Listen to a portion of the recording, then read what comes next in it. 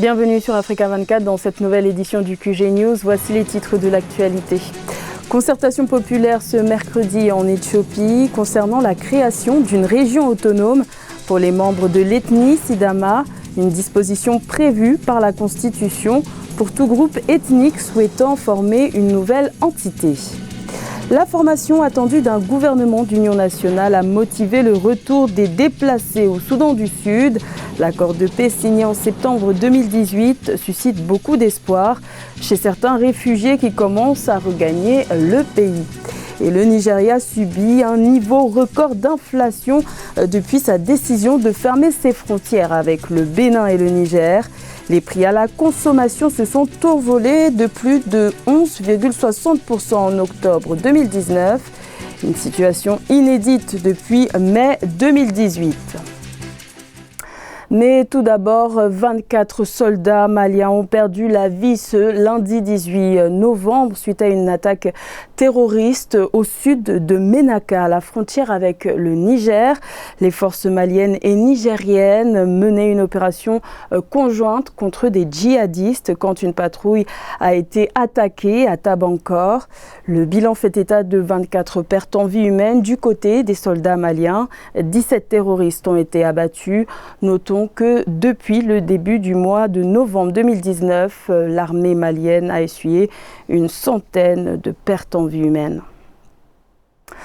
Un référendum est prévu ce mercredi en Éthiopie. Cette consultation populaire concerne les membres de l'ethnie Sidama. Ils sont appelés à se prononcer pour la création ou non de leur propre région autonome au sein de l'État fédéral éthiopien.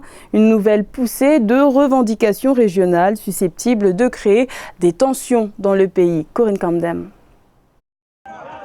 Ce mercredi 20 novembre, les membres de l'ethnie Sidama vont se prononcer par référendum pour la création de leur propre région autonome au sein de l'État fédéral éthiopien. Le droit à ce référendum est inscrit dans la constitution éthiopienne, mais pour de nombreux experts, c'est la libéralisation politique impulsée par le Premier ministre Abiy Ahmed qui a poussé les partisans de la régionalisation à mettre en avant leurs revendications. L'Éthiopie compte plus de 80 groupes ethniques au total et plus d'une douzaine d'autres groupes envisagent de demander des votes similaires. La question de l'état de Sidama existe depuis plus de 130 ans. C'est un problème pour lequel nos ancêtres ont fait de lourds sacrifices. Le référendum qui aura lieu nous rend extrêmement heureux. C'est encore plus excitant que notre mariage.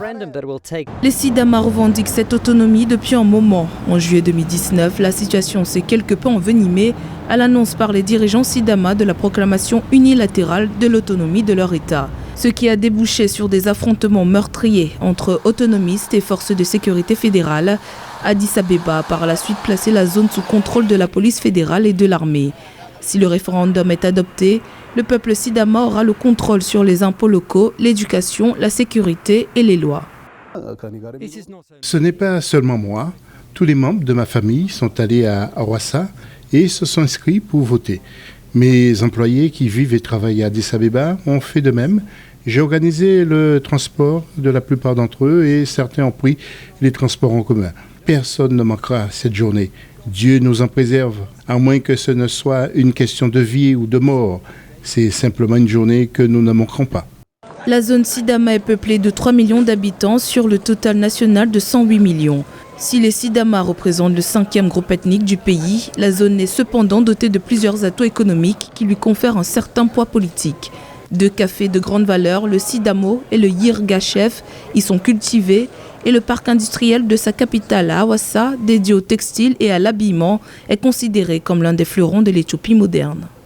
Également dans l'actualité, le Burkina Faso veut reprendre le contrôle de son ciel. L'état-major de l'armée burkinabé a demandé le 15 novembre à la France et à tous les autres pays intervenant dans son domaine aérien de l'informer désormais de tout déplacement d'aéronefs 48 heures à l'avance. Faute de quoi ceux-ci pourraient être considérés comme ennemis et traités comme tels. Une décision prise sur fond d'un sentiment de contestation contre les actions de la France et d'une situation sécuritaire qui s'aggrave dans le Sahel. L'attente d'un nouveau gouvernement d'union nationale suscite beaucoup d'espoir au Soudan du Sud. Les tractations ont été prolongées jusqu'au mois de février 2020. En attendant, de nombreux déplacés ont commencé à regagner leurs terres et à quitter le Soudan voisin où ils s'étaient réfugiés à la suite de la guerre civile qui a débuté en 2013. Zahra Mohamed Moutiou. De plus en plus de réfugiés de retour chez eux au Soudan du Sud, comme ici dans la ville des Eaux, qui se trouve de l'autre côté de la frontière avec la République démocratique du Congo. Au moins 7 anciens déplacés y arrivent chaque semaine, comme Victoria Emilia et sa famille, qui reviennent après la signature de l'accord de paix entre le président Salva Kiir et Riek Machar, le chef de l'opposition. Accord qui leur a donné un nouvel espoir. Nous sommes revenus parce que nous avions appris que le processus de paix se déroulait bien. Nous avions également entendu à la radio que ceux qui s'étaient réfugiés dans d'autres pays devraient revenir. Quand nous avons appris cela, nous nous sommes sentis heureux parce que le chez-soi, c'est le chez-soi. Donc nous avons décidé de revenir. Au moins 1 millier de personnes ont pu revenir à Ezo. Des arrivées en hausse depuis septembre 2018 dans ce pays qui a sombré dans la guerre civile en 2013. Conflit qui a fait au moins 380 000 victimes et poussé sur les routes de l'exil plus d'un tiers des 12 millions de Sud-Soudanais. Nous pensons que c'est notre pays. Aller au Congo et y rester a été difficile pour nous. Parce que la situation au Congo est un peu délicate. C'est pourquoi nous sommes revenus ouvrir une école afin d'instruire nos enfants. Un retour motivé par l'accord de paix, mais une entente qui reste fragile, comme le montrent les difficultés des anciens ennemis à former un gouvernement. Un délai de 100 jours leur a été accordé. Un échec des négociations pourrait relancer les affrontements. La deuxième édition de la Semaine de l'inclusion financière dans l'espace UEMOA a été lancée ce dimanche 17 novembre. Cette rencontre organisée par la Banque centrale des États de l'Afrique de l'Ouest se tient jusqu'au 23 novembre et se présente comme une véritable plateforme d'échange avec les parties prenantes sur les enjeux de la digitalisation des paiements pour le secteur financier. Aménage. Nouveau vecteur pour l'atteinte d'un taux global d'utilisation des services financiers, la digitalisation est au cœur de cette deuxième édition de la Semaine de l'inclusion financière dans l'espace de l'Union économique et monétaire ouest-africaine. Une rencontre s'articulant autour des enjeux pour le secteur financier, des mesures à mettre en œuvre pour la protection des consommateurs face aux risques liés à l'utilisation des nouvelles technologies financières. La promotion de l'innovation, notamment à travers la digitalisation, c'est un axe. L'éducation financière de nos populations. Le cadre fiscal pour stimuler la croissance, mais pour stimuler l'atteinte des objectifs de cette stratégie d'inclusion financière. Une inclusion financière réussie nécessite la mise en place de mesures visant à pallier les risques de fraude et d'atteinte à la vie privée afin de garantir un meilleur accès des populations, surtout rurales, aux services financiers par la digitalisation. Par ailleurs, des mesures devraient également garantir l'accès à l'information, le traitement équitable et les mécanismes de recours. La digitalisation des services financiers n'aura de sens que si les populations au niveau rural peuvent également avoir accès. Et pour avoir accès, il faut que d'abord que les équipements, les infrastructures de base, dont l'Internet, soient déployés partout dans tous nos hameaux au niveau de tous les pays de l'UEMOA. Selon les dernières statistiques publiées par la Banque centrale des États de l'Afrique de l'Ouest, le taux d'inclusion financière s'est accru de 20% entre 2014 et 2018 pour s'établir à 57,1%. Ceci grâce aux nombreuses initiatives entreprises dans le sens de la modernisation du cadre réglementaire, même si d'énormes défis restent à être relevés pour renforcer l'éducation financière des populations. La fermeture des frontières terrestres décidée par le Nigeria en août 2019 avec le Niger et le Bénin n'est pas sans conséquence sur les prix à la consommation sur le marché national. Ceux-ci ont connu une inflation annuelle qui s'est envolée à plus de 11,60% en octobre 2019, ce qui représente un niveau record depuis mai 2018. Et ce n'est peut-être pas la fin puisque le Nigeria envisage de maintenir la fermeture de ses frontières au moins jusqu'à janvier 2020. C'est un sujet de Corinne Camden.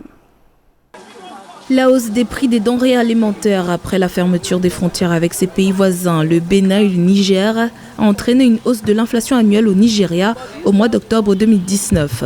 Le taux d'inflation annuel est passé de 11,24% en septembre à 11,61% en octobre selon le Bureau national de la statistique. Il s'agit du taux d'inflation le plus élevé enregistré depuis mai 2018 dans le pays. Les produits alimentaires sont tellement chers sur le marché ces jours-ci. Lorsque vous allez dans un magasin et que vous posez la question de savoir pourquoi, ils vous répondent que c'est parce que la frontière est fermée et d'autres excuses du type.